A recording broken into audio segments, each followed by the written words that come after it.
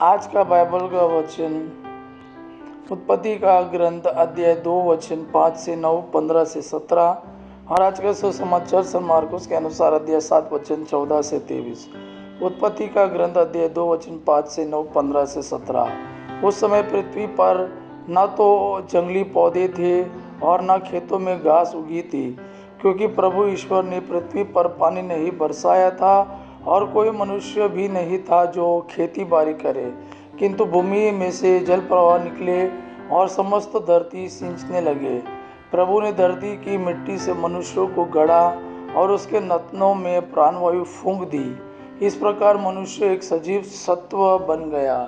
इसके बाद ईश्वर ने पूर्व की ओर अदन में एक वाटिका लगाई और उसमें अपने द्वारा गढ़े मनुष्यों को रखा। प्रभु ईश्वर ने धरती से सब प्रकार के वृक्ष उगाए जो देखने में सुंदर थे और जिनके फल स्वादिष्ट थे।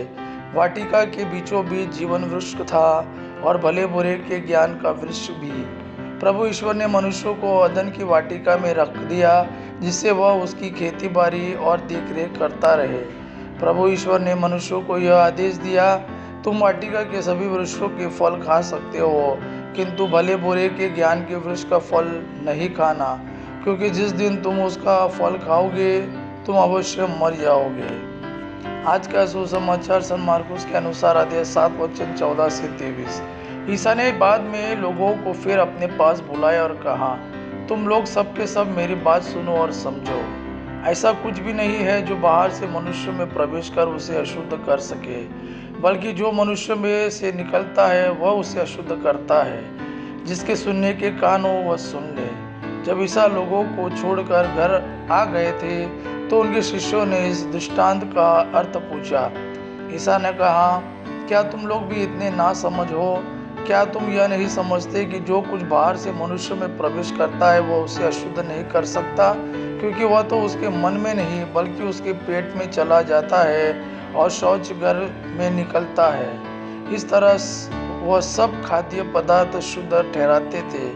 ईसा ने फिर कहा, जो मनुष्यों में से निकलता है वही उसे अशुद्ध करता है, क्योंकि बुरे विचार भीतर से अर्थात मनुष्य के मन से निकलते हैं। व्यभिचार, चोरी, हत्या, परगमन, लोभ, विद्वेष, छल कपट, लंपटता, ईर्ष्या, झूठी निंदा, अहंकार और मूर्खता, ये सब बुराई भीतर से निकलती है और मनुष्य को अशुद्ध करती है।